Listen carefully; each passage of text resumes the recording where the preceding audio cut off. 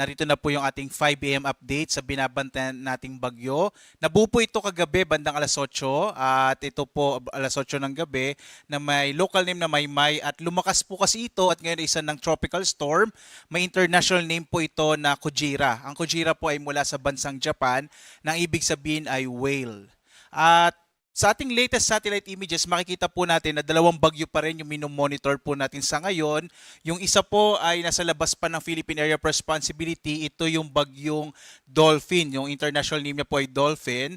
At sa ngayon, posible pa rin po ang na pumasok ito or at least dumaplis dito sa may northern part ng Philippine Area of Responsibility. So hindi pa rin natin inalis yung posibilidad na pumasok ito or gumilid dito sa PAR. At nakikita din po natin na magiging malaki po or magkakaroon ng epekto itong Dolphin, particular na dito sa panibagong bagyo nga po natin, yung bagyong Maymay. Posible po kasi na hahatakin niya pasilangan itong bagyong Maymay at dadaan po ito sa may bahagi po ng kalupaan ng Luzon kung saan maaari itong malusaw. At kahit po malusaw yung bagyo natin by tomorrow, inaasahan pa rin natin yung epekto ng habagat. Kaya po for the rest of the week hanggang Friday until weekend, possible po na medyo maulan pa rin. Lalong-lalo na sa malaking bahagi ng Luzon. Partikular na po ito dito sa may western section ng Luzon. So ito pong bagyong Maymay, ang huling lokasyon naman ito ay nasa 170 km west-northwest ng Bacnotan sa lalawigan po ng La Union. Lumakas po ito sa 65 kilometers per hour yung kanyang lakas ng hangin malapit sa gitna. Pagbugso naman na nasa 80 kilometers per hour at medyo mabagal na kumikilos pa timog silangan or timog silangan.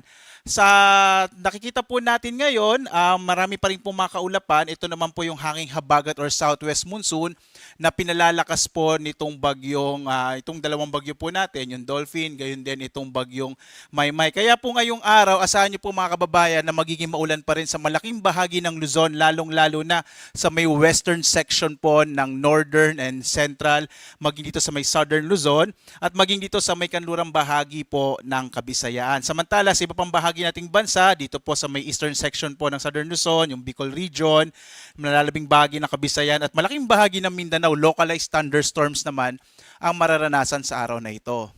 Narito po yung latest track nitong bagyong Maymay. Makikita po natin within the day, inaasahan po natin na kikilos po ito pasilangan na epekto po ng Typhoon Dolphin. So kikilos po ito pa east or pasilangan at inaasahan po natin mamayang hapon na sa may 80 kilometers west-northwest ito ng Bacnotan, La Union. Posible po ito maglandfall sa may bahagi ng Ilocos Sur, pero kung kikilos po ito kapatimog, posible din dito sa may hilagang bahagi ng lalawigan ng La Union. By tomorrow, early morning, nasa may bahagi na po ito ng Sigay, Ilocos Sur, kung saan inaasahan po natin once na mag-interact na po ito sa kalupaan ng Northern Luzon, ina-expect po, inaasahan natin na hihina na ito, magiging tropical depression. And by tomorrow afternoon po, posibleng nasa may bahagi nito na Isabela bilang isang low pressure area. Kapag nag-interact na po ito sa kalupaan ng Luzon, inaasahan na nga natin yung weakening po nito or yung paghina ng bagyong Maymay at inaasahan po natin by tomorrow ay malulusaw na po ito at magiging isang low pressure area na lamang. Gayunpaman, inaasahan pa rin natin na magiging maulan hanggang bukas dito nga po sa bahagi ng Northern Luzon, dulot ng bagyong Maymay.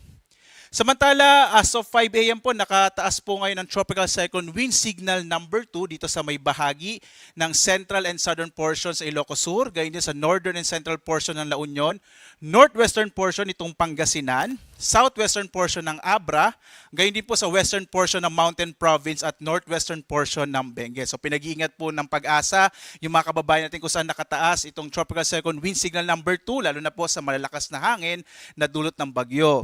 Signal number 1 naman po ngayon sa Ilocos Norte, sa nalalabing bahagi ng Ilocos Sur at ng La Union, gayon din sa nalalabing bahagi ng Pangasinan, sa Apayao, nalalabing bahagi ng Abra, sa buong lalawigan ng Kalinga, nalalabing bahagi ng Mountain Province, Ifugao, nalalabing bahagi ng Benguet, gayon din sa mga lalawigan po ng Cagayan, Isabela, Quirino at Nueva Vizcaya, at sa mahilagang bahagi ng Zambales, ng Tarlac, Nueva Ecija at Aurora. Gayun din po, no, posible po makaranas din maliban sa mga pagbugso ng hangin ay mga pag-ulan dito sa lugar kung saan din po nakataas itong Tropical Cyclone Wind Signal number 1. So mag-ingat po yung mga kababayan natin sa mga posibilidad nga ng mga flash floods and landslides, lalo na po yung mga nasa gilid ng bundok.